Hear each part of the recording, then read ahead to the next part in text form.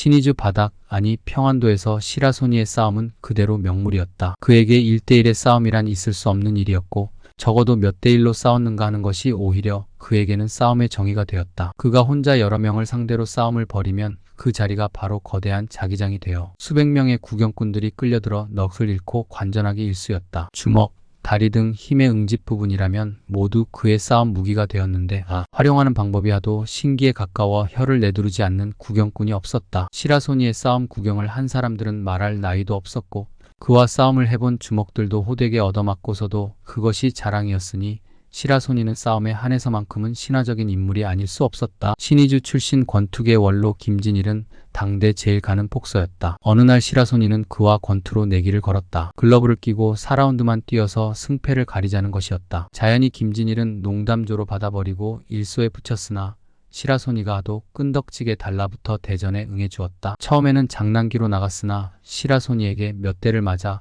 콧등이 시뻘겋게 달아오르자 약이 올랐고 급기야 진짜 시합이 되고 말았다. 말이 라운드이지 두 복서는 쉬지 않고 씩씩거리며 난타전을 벌였다. 시간적으로는 아마 2라운드쯤 되었을 때 김진일은 시라소니의 카운트 펀치를 맞고 뻗어버렸다. 이 일화는 지금도 권투계 원로들과 당시 주먹계에서는 다 알고 있는 유명한 사건이다. 이후 김진일은 시라소니가 권투 선수가 되었다면 세계를 제패하고도 남았을 것이라고 회고했는데 어쨌든 그는 선천적으로 투기에 능한 재간을 갖고 태어난 인물이었다. 1945년 7월 말경, 그러니까 소위 일본 천황의 항복 방송이 전 세계에 퍼지기 불과 보름 전 시라소니는 벼락 맞은 개만큼이나 황급하게 봉천으로 가는 열차에 몸을 싣고 있었다. 평상시 같으면 신의주에서 봉천까지는 한 잠만 졸면 갈 곳이었으나 이날따라 그 길이 9만 리로 느껴지는 것은 그의 친구 만석을 초주검으로 만든 카네미야를 쫓아가는 길이기 때문이었다. 별명이 망치인 카네미야는 봉천 한복판에 도나리굼이라는 집단을 만들어 놓고 그 안에서 군주 노릇을 하는 폭한이었다. 분명히 그는 한국인이지만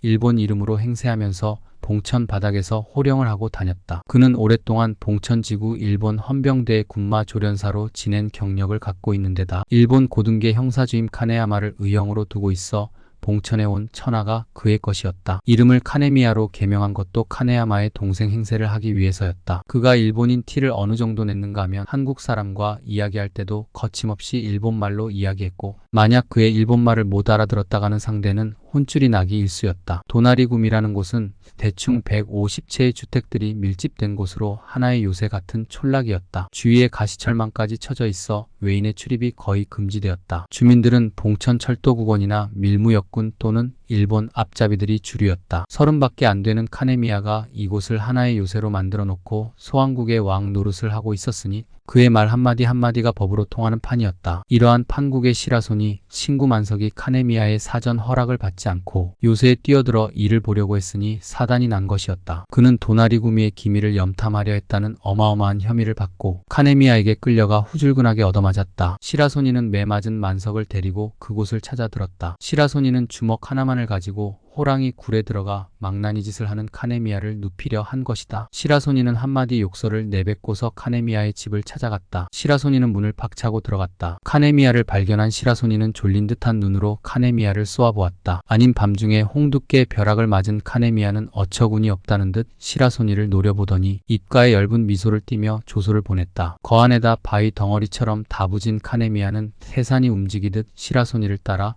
어슬렁어슬렁 밖으로 걸어 나왔다. 시라소니는 골격이나 체격 어느 하나 카네미야와 견줄 수 없이 보잘것없어 카네미야의 조소는 당연했다. 게다가 밖에는 어느덧 건장한 사나이들이 우글거리고 있었다. 얼른 보아도 40명은 좋게 되었다. 카네미야의 손끝 신호 하나로 시라소니는 포위되었다. 몇 겹으로 둘러싸인 시라소니였다. 시라소니는 조금도 지체할 수 없었다. 그는 박치기로 몸을 날리며 벽을 뚫고 뛰쳐나왔다. 전쟁에서 지휘관을 잃는 것은 패전을 의미하듯 싸움에서도 우두머리를 잃으면 오합지졸의 졸개들은 길 잃은 양이 되어 버리고 만다. 시라소니는 번개같이 카네미야에게 달려들어 주먹으로 놈의 안면을 강타해 아찔해하는 사이 팔꿈치로 늑골을 가격했다. 카네미야는 휘청할 뿐 주저앉지는 않았다. 그렇다고 카네미야와 끝장을 볼 형국은 되지 못했다. 패거리들이 덤벼들었다. 시라소니는 패거리들의 힘을 분산시키기 위해 일단은 꽁무니를 뺐다. 패거리들은 그를 쫓아 이리 뛰고 저리 뛰다 하나씩 둘씩 뒤처지기 시작했고 한 패거리가 10여 명씩 나뉘어 무리지어졌다. 패거리들은 카네미야가 당한 꼴을 보고 감히 혼자 덤빌 생각은 못하고 패를 이루어 덤볐다. 패거리들은 탈출구에 몇 겹을 진을 치고 시라소니가 걸려들기만을 기다렸다. 그는 어차피 사선을 돌파해야 할 판이었다. 10여 분은 훨씬 흘렀다고 생각했다. 그동안 시간을 벌어 힘을 다시 충전시킨 시라소니는 사선을 뚫기 시작했다. 비장의 무기, 박치기로 한 선 한 선을 넘어갔다. 사선에 돌진하자 몇 놈들은 박치기에 받쳐 이리저리 나가떨어졌다. 첫 사선이 무너지자 다음 사선을 돌파하기는 그렇게 어렵지 않았다. 마지막 철조망을 넘어 풀밭에 왔을 때에는 탈진 상태였다. 40여 명을 상대로 한 혈전은 좋기 20분은 걸렸다. 이마는 바위 덩이에 찢긴 것처럼 피투성이었고 얇은 무명 셔츠는 갈기갈기 찢겼으며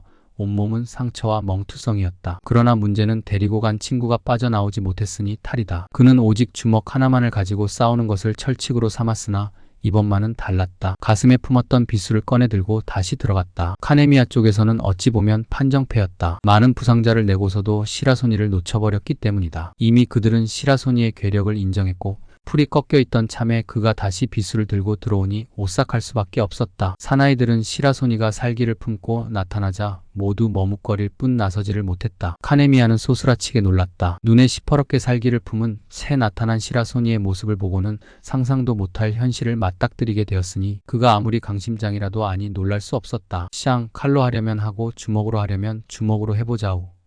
시라소니가 외쳤다. 시라소니는 도전장을 내고 겨루자고 다그쳤다. 도나리 구미에서 성주처럼 군림하던 카네미아였지만 생사를 걸고 나서는 시라소니의 담력에 피가 얼어붙고 말았다. 일단 도나리 구미에 들어선 외인은 시체가 되다시피 밖으로 팽개쳐지는 것이 항례였으나 시라소니만큼은 예외였고 한술 더 떠서 끝장을 보자고 또 뛰어들었으니 대목이 바뀌어도 보통 바뀐 게 아니었다. 이에 앞서 만석은 카네미아에게 붙들렸을 때 그 사람이 바로 유명한 시라소니인데 곧 복수를 하러 올 것이라는 한마디를 던졌었다. 카네미아는 멈칫했다.